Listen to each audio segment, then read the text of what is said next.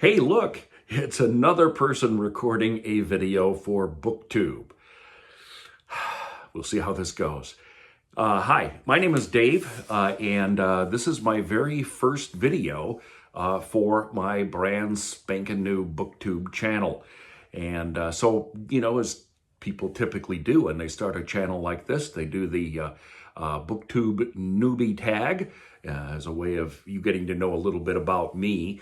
And so that's what we're going to do. I have the list of questions here that people commonly ask in these newbie interview or newbie segments. So let's get right to it. First question, why did you decide to start this channel? Very good question. Well, first of all, I have this incredible love for books, and I've probably learned more about cool books to read from watching YouTube videos than just about anything else. I basically read nonfiction. The last time I read a fiction book was a long time ago. Oh, I know. My daughter, when the Harry Potter series first started, she told me I had to read it. And so I read the first Harry Potter book, and it was good. I liked it. But for some reason, I'm not really into fiction. So if you're, just primarily read fiction and now you hate me, I apologize. But I'm just being honest. I read quite a range of nonfiction. As I said, I get a lot of ideas from veteran booktubers who talk about books that they have read. And I think actually the one thing that interested me in starting this channel was because I read primarily nonfiction. There aren't apparently a lot of channels, or at least not a lot of channels that I have found, of individuals who talk almost exclusively about nonfiction. So if you have a niche, if you got to have a niche, well, then maybe there is mine. I also have another channel on YouTube. I do a fair amount of coaching on productivity, leadership, and management issues. And I have a YouTube channel devoted to those subjects. And so YouTube is not foreign to me. And someone said to me, well, why don't you talk about books on your channel? Well, I decided to spin off and have the second channel so I could devote it exclusively to content about books. So second question, what are some unique things that you bring to BookTube? You'll probably be in a better position to judge that after a number of videos. Well, I think that among the, my background originally was as a journalist. And I did that for a number of years and eventually got into management. And so when I read a book, I kind of view the book with an eye towards how I would view a subject that I was going to write about journalistically in terms of its accuracy and whether or not the information is cited correctly. And so those are little things that I look for. So I think the unique things would be nonfiction, and I kind of have that journalistic bent to the way I think. Now, what kind of books do you read? Again, nonfiction. I really like to read books about politics and current events.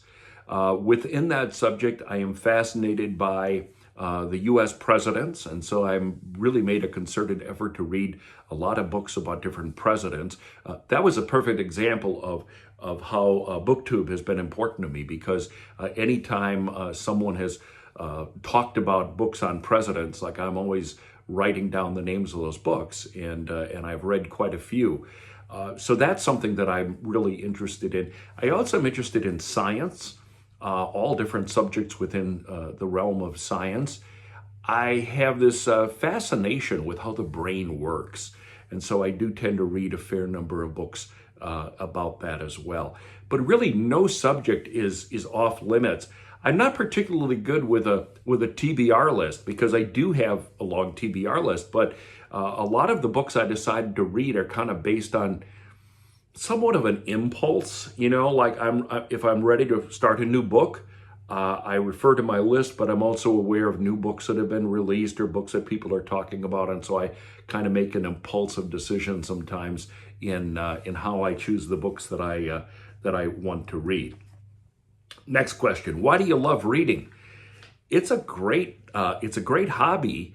And one of the things that I've always said is I'm a lifelong learner, and I like to read to learn. For a long time, I really didn't read a lot of books, and that was because I had a 9 to 5, many more hours than 9 to 5. And so I didn't read a lot of books. I read a lot of material related to my field. I read a lot of newspapers and magazines, but I didn't have time to get into a book of any consequence. When I retired from my 9 to 5, that's when the world of books opened up to me. And so I love reading books now, and I read a fair amount. I read every day, and it's only a matter of how much I read every day. What book or series got you into reading? I'm not sure that there really was a particular book or a series of books. I think the closest thing that I have to that would be series on American presidents, as I said. That's not really a series of one books. It's a compendium of different authors on different presidents. I'm fascinated by that. I guess that's probably been the most influential to me. What challenges will you face in starting the channel? Well, I mean, I love to talk about books, so that's not a problem. And because my background as a journalist, as a broadcast journalist, I'm comfortable with talking, or some people say babbling, so that's not an issue. I have another YouTube channel, so the technical aspects aren't really that big of a deal. I think that the one thing that I struggle with is how to make this relevant. I'll let you in on a secret. I actually started a BookTube channel a long time ago. And I ended up doing 4 or 5 videos, and then I got really busy and I dropped the channel.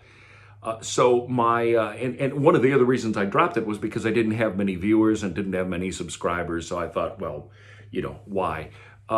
So I want to make this channel relevant, and I hope that along the way you can, feed me comments about how I can make it better and more interesting for you.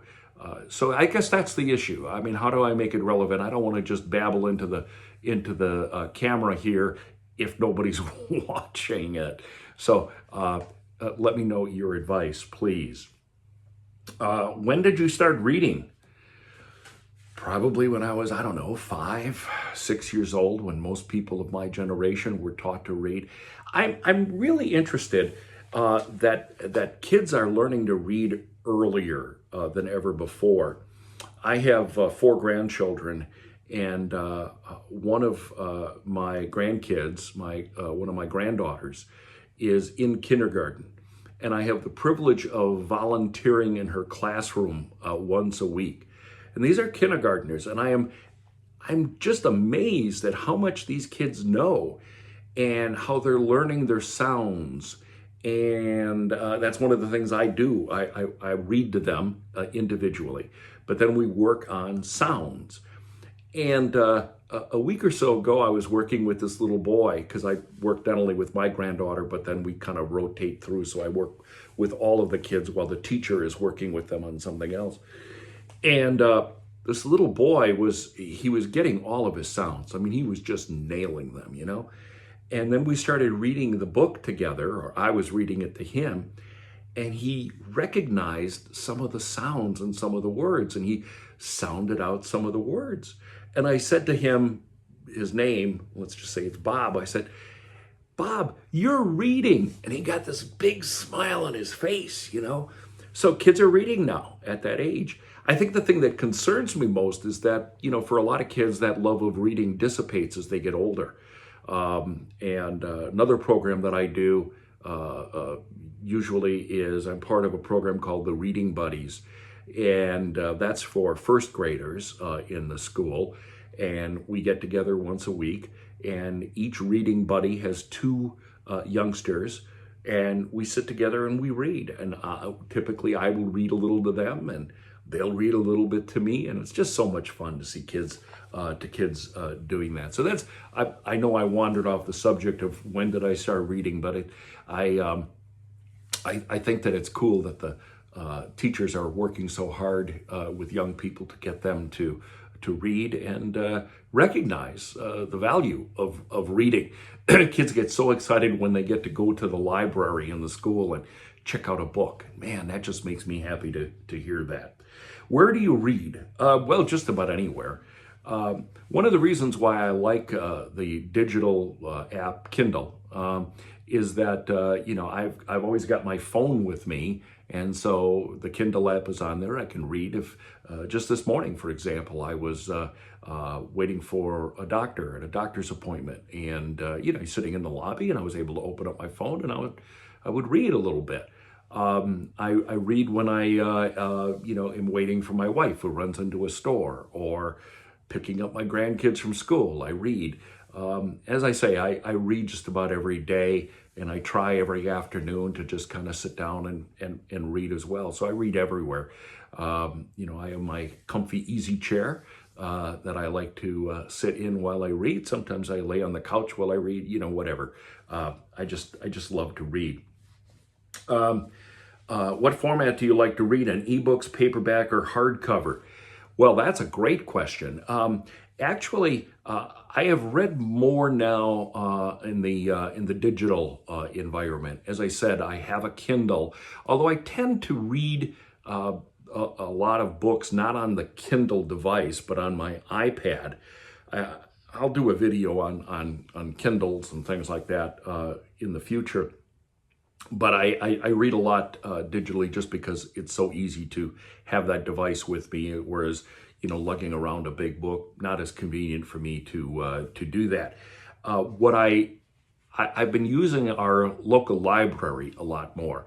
And I know that using the Libby app, I can download books from my library.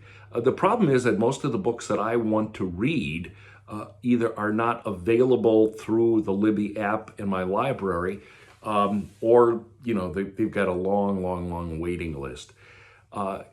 Sometimes I just like to go to our local library and just kind of wander around and see what jumps off the shelf at me. I have a slight leaning towards digital, but I do like hardcovers, particularly when they're hardcovers that I own, because I tend to mark them up. And I can't do that with a library book. I'll also do a video in the future about how I take notes and why I take notes. I've got that on my list of future topics. Next one is, would you ever want to write a book? Funny that you would ask. Let's see. See that book up there? See that book over there? I have written 2 books. Interesting story about that. When as I said, when I retired from my job, I was managing a public radio station. And when I retired from that job, something in me said, write a book. And I decided that there were 2 things that I felt that I could contribute to the world, to my industry.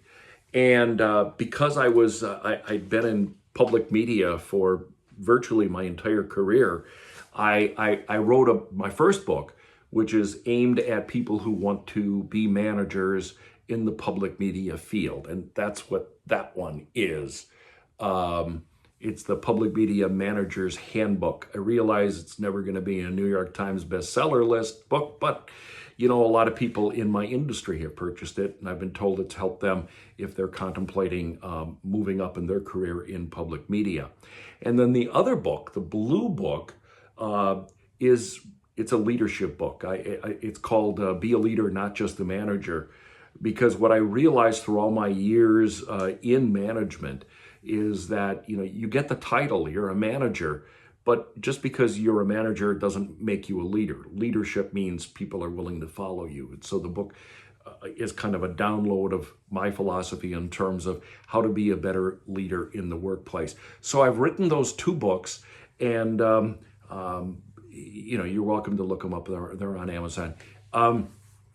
But I have an idea for 1, maybe 2 more books, and I'm kind of in the research mode for that. So I may get around to doing that at some point in the future. One of the things that I've been devoting my time on in terms of helping people through my consulting business is I'm doing a lot of online courses that I make available to people. But maybe there is another book in the future. Well, look, I think that's enough. I think that is enough. Look, I as I said a little while ago, I would love your suggestions on how we can make this channel more relevant and helpful to you. So, leave a comment below or send me an email. I'll put my email address in the notes. It's daveedwards@outlook.com. And, that would be very helpful to me. The other thing is, and I don't know how to do this without, I don't know, it's a little strange, but I'll do it anyway. I need some encouragement. I want to make regular videos on the books I read, but also topics related to reading. And I want to be able to do them on a fairly regular basis. But as I said, when I tried this before, I was not as committed to the project as I probably should have been, and it was not registering with viewers. I had very few subscribers, and I had very few views. So, if you think there's room in this wide world of YouTube for one more YouTuber, BookTuber person, I would really appreciate it if you would subscribe to the series. And if a month from now you think it really is stupid, then you can unsubscribe. But I would appreciate it if you would subscribe. I'd appreciate it if you would, hit the old like button and leave a comment. I really want to make this channel work, and I can only make it work if I have your support.